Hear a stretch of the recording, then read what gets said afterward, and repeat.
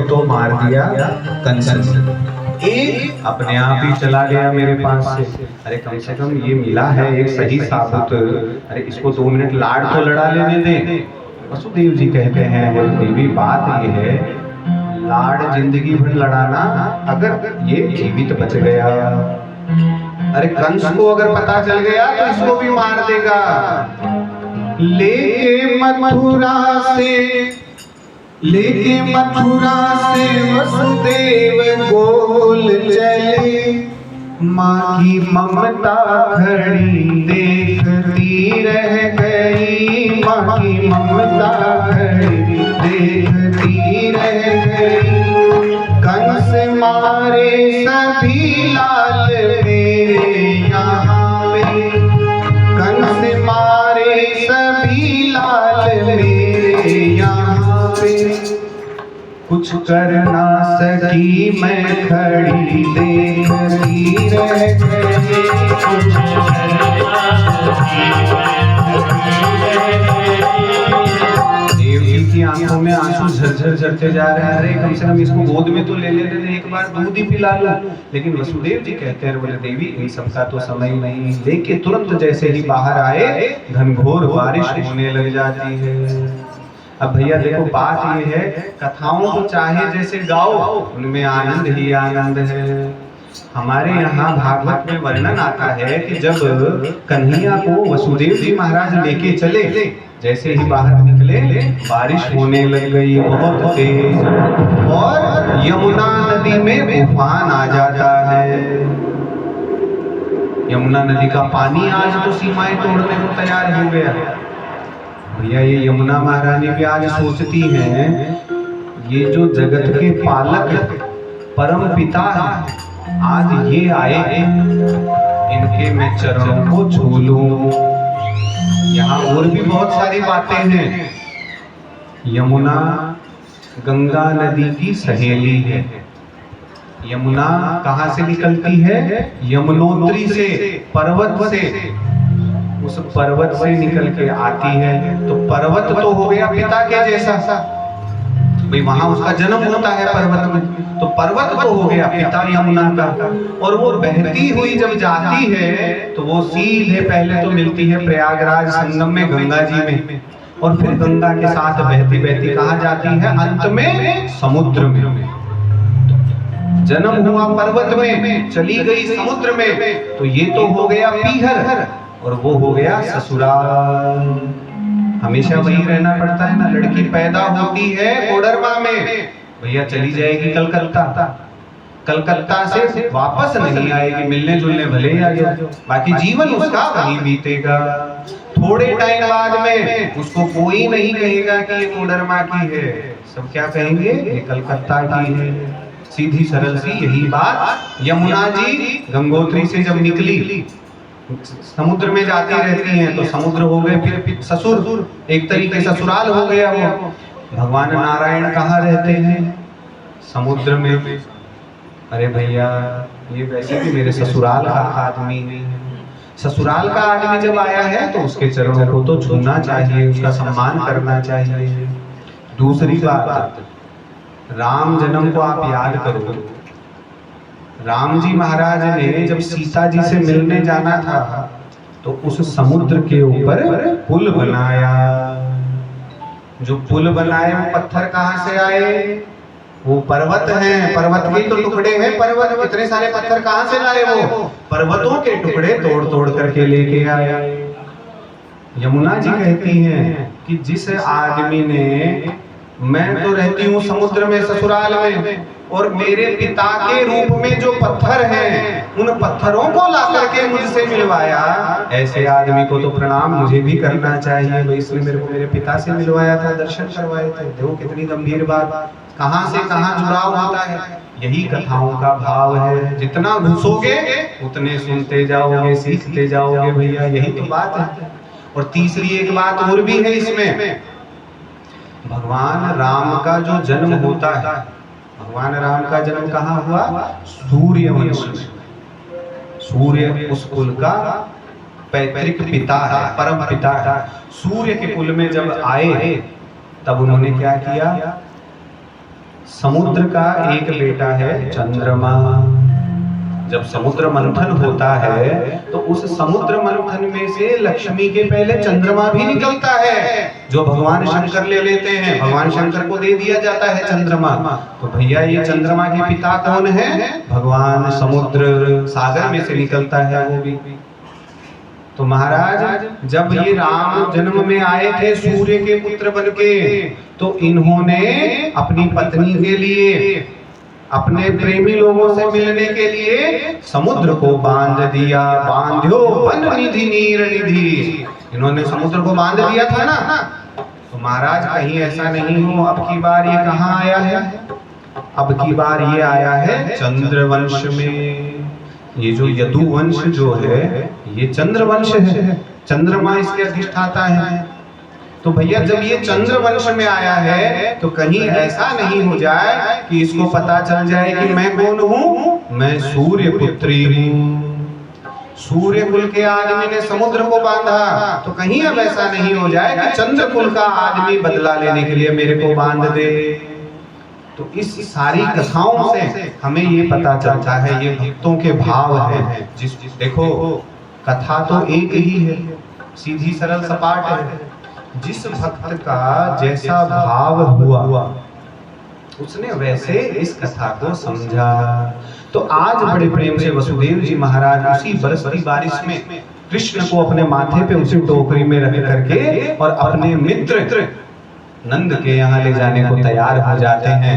देखा बारिश हो रही है महाराज, कोई बात नहीं, शेषनाग आ गया। नदी ने पहले तो उछाल दिखाया, उफान आया, और जैसे ही भगवान के पैरों का स्पर्श हुआ पानी उतर गया महाराज। अब तो घुटने से भी नीचे पानी आ गया। अब तो सीधा ऐसे रास्ता दिख रहा है उसके अंदर में। जैसे समुद्र ने राम जी को रास्ता दे दिया, वैसे ही आज यमुना जी ने वसुदेव जी को रास्ता दे दिया। वसुदेव जी बड़े प्रेम से उनको लेकर के जाते हैं, और जाकर के जब रात्रि का समय है, सारे गांव के लोग सो रहे हैं। भैया देखो बात क्या है, ये जो नंद बाबा हैं, ये नंद बाबा भी वसुदेव जी के रिश्तेदार हैं, चचेरे भाई हैं। इन्हीं के परिवार से अनेकों अनेक रिश्तेदारियां उनकी जुड़ी हुई हैं। आज जब इस विपत्ति की परिस्थिति में उनको याद आया कि महाराज किसको पूछूं, तो आज वो अपने मित्र को याद करते हैं, लेके गए। तो भैया नंद गांव में गोकुल में जब गए तो वहां के मुखिया हैं नंद बाबा। नंद बाबा की उम्र हो गई 60-65 साल, संतान उनके कोई हुई नहीं। नंद बाबा जो है गांव के मुखिया भी हैं और भले आदमी भी हैं, सबका भला करते हैं, सबकी सहायता करते हैं। तो सब लोग बड़े प्रेम से इंतजार करते हैं, भगवान का पूजन करते रहते हैं, प्रार्थना करते हैं कि महाराज हमारे ये नंद यशोदा जो है, बाबा जो है, मैया जो है, इनकी भी गोदी को भर दो जल्दी से महाराज। कई सालों की साध चलती आ रही है। नंद बाबा के बारे में एक कथा जो आती है वो ये आती है कि नंद बाबा कभी उदास नहीं हुए। नंद बाबा सबको ये कहते थे कि ये कन्हैया आनंद रूप में, उल्लास रूप में हमेशा मेरे हृदय में रहता है। मेरा बेटा तो यहाँ है, जिस दिन इसका मन करेगा, इस आह्लाद का मन करेगा, अपने आप ये बाहर आके प्रकट हो जाएगा। तो भैया धीरे धीरे समय बीता, भगवान की कृपा उन पे बुढ़ापे में जाके होती है कि इधर तो देवकी के 8वां गर्भ लगा और उधर यशोदा मैया के भी बच्चा लग जाता है, वो भी गर्भवती हो जाती है। अब तो जैसे ही गांव वालों को ये पता चला, सारी सखियों को, कि जसोदा गर्भवती हो गई है, यशोदा मैया, तो सारी की सारी अब तो दिन रात सुबह शाम यशोदा मैया की सेवा करने लग जाती हैं, वहीं अपना समय बिताती हैं। सब मिलकर जो है बाट, कब नंदरानी कमल नयन लाला को जावे। अरे इसके लाला कब आएगा, सब इंतजार कर रही हैं। तो भैया धीरे धीरे जैसे समय बीता, नंद बाबा को आज सुबह से मन में एक आभास हो रहा, मन बिना किसी बात के, बिना किसी काम के खुश हो रहा है, उछल रहा है। नंद बाबा समझते हैं कि आज कोई विशेष बात होने वाली है। लगता है ये जो भी लाला है या लाली है ये आज आएगा मेरे यहाँ पे। जैसे ही समय आया भैया नंद बाबा चले जाते हैं गायों के अपने ग्वाड़े में, जहाँ उनकी गायें बंधती हैं वहाँ चले गए नंद बाबा। तो कि भाई अब आज तो मन इतना खुश है कि आज तो यहीं बैठे भगवान का भजन करते रहेंगे। वो तो गए गायों के ग्वाड़े में, बैठ गए, ध्यान लगा लिया, भजन में खो गए। और इधर क्या हुआ भैया कि गोपियां जो हैं सारी की सारी अब तक तो बैठी हुई इंतजार कर रही थी। अब देखो ये जो नंद बाबा हैं, इन नंद बाबा के एक बहन भी है, उसका नाम है सुनंदा बुआ। भैया वो बुआओं के लिए तो बात चल रही थी ना। देखो बुआ हर जगह जरूरी हो जाती है, बिना बुआ के काम चलता नहीं, मानो चाहे मानो, है ना। तो यहाँ हमारे भागवत में भी विशेष रूप से इस बात का वर्णन आता है। और ये सुनंदा बुआ कौन है ये भी मैं बताता हूँ। सुनंदा बुआ के पूर्व जन्म की कथा आती है। हमारे यहाँ पे सौभरी नाम के एक महर्षि हुए, भगवान राम ने जिनके दर्शन किए थे, कथा आती है रामायण में। शोभरी महर्षि का वर्णन आता है। भैया ये जो शोभरी महर्षि हैं इस जन्म में सुनंदा बुआ बन करके आते हैं। कोई छोटे मोटे आदमी नहीं है भैया, तो बुआएं बहुत बड़ी होती हैं, छोटी मोटी नहीं होती। बोलिए आनंद कंद भगवान की जय। हो राधे छोड़ मेरा पीतांबर, मुझे गोकुल में जाना।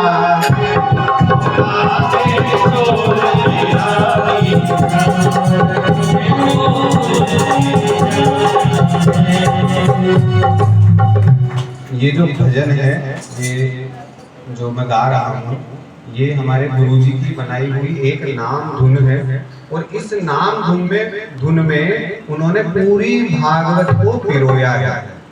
एक शब्द इधर का उधर हमें नहीं बोलना, केवल ये भजन गाते जाओ, पूरी भागवत इसी में हो जाएगी। तो इसको बड़े प्रेम से बोलो। ओ राधे छोड़ मेरा पीतांबर, मुझे भक्तों में जाना है। ओ राधे छोड़ मेरा पीतांबर, मुझे भक्तों में जाना है। ओ राधे छोड़ मेरा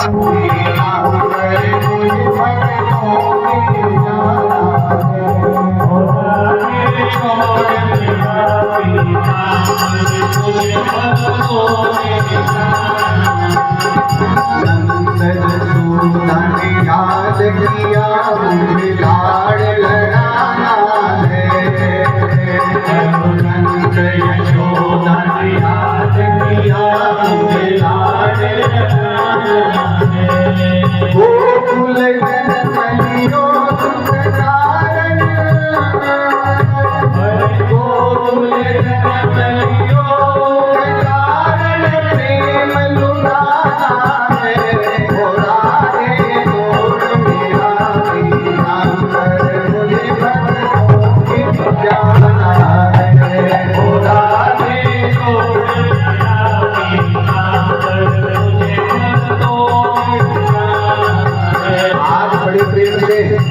कृष्ण भगवान की कृपा हो जाती है सब धरती वासियों पे, इन वृंदावन वासियों पे।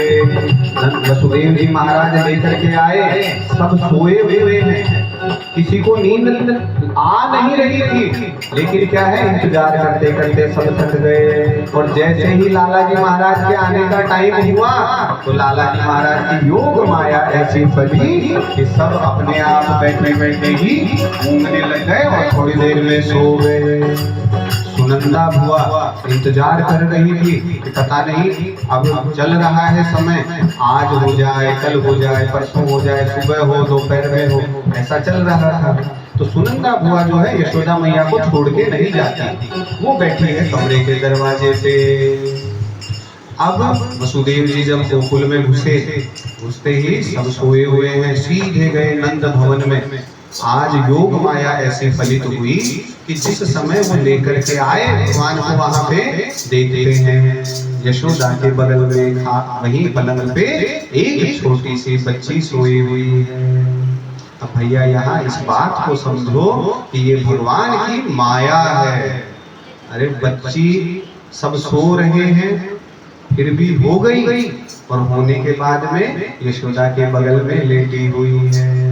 किसी ग्रंथ में वर्णन नहीं है कि उस बच्ची का नाल छेदन किसने किया, उस बच्ची की प्रसव पीड़ा यशोदा मैया को हुई नहीं हुई, कहीं नहीं लिखा। ये कौन है?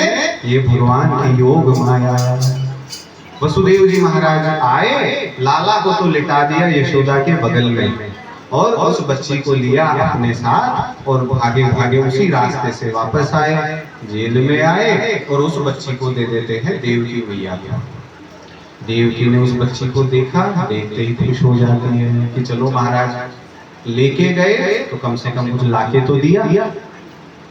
जैसे ही देवकी की गोद में आई बच्ची और जोर जोर से रोना शुरू कर देती है, हाय हुल्लड़ मचाना शुरू कर दिया। जैसे ही बच्ची रोई, रोते ही द्वारपालों की नींद खुलती है। नींद खुलते अरे देवकी के 8वां बच्चा हो गया।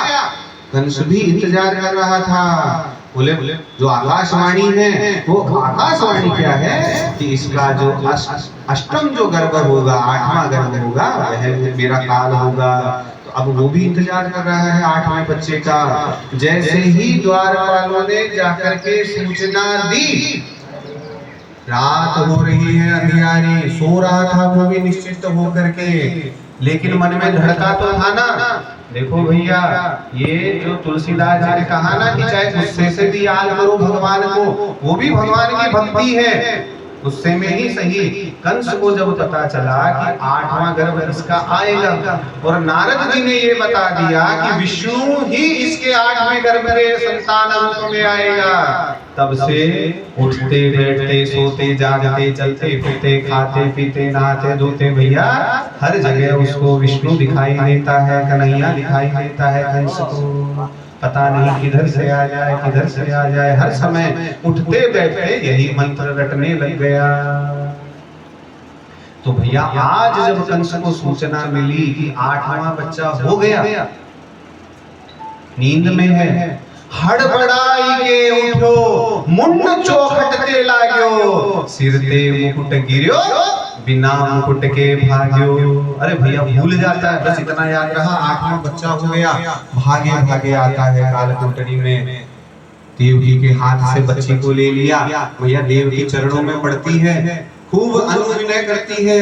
अरे भैया ये तो बच्ची है, ये तो कन्या है, अरे ये तेरा क्या बिगाड़ लेगी। लेकिन उसके सिर पे तो पाप चढ़ रहा है ना, नहीं सुनता है बात को। उसी समय उस बच्ची को कंस उठाकर पटकना चाहा। कंस ने उस बच्ची को उठा करके पटकना चाहा। वो तो जाके गगन में पुकारा है, वो तो जाके गगन में। कंस हो गया काल पैदा तेरा, कंस हो गया काल पैदा तेरा। जैसे ही बच्ची को पटकना चाहा, वो बच्ची हाथ में से छूट जाती है और आकाश में जाकर के चतुर्भुज रूप में आ जाती है, अष्टभुजा रूप में आ जाती है, मैया रूप में आ जाती है। और बड़े प्रेम से उद्घोष करते हुए कहती है, अरे दुष्ट तू मुझे क्या पकड़ेगा। अरे मेरे को तो बड़े बड़े ही नहीं पकड़ पाए भैया, मैं माया हूँ, मेरे को तो भगवान के अलावा और कोई नहीं पकड़ सकता।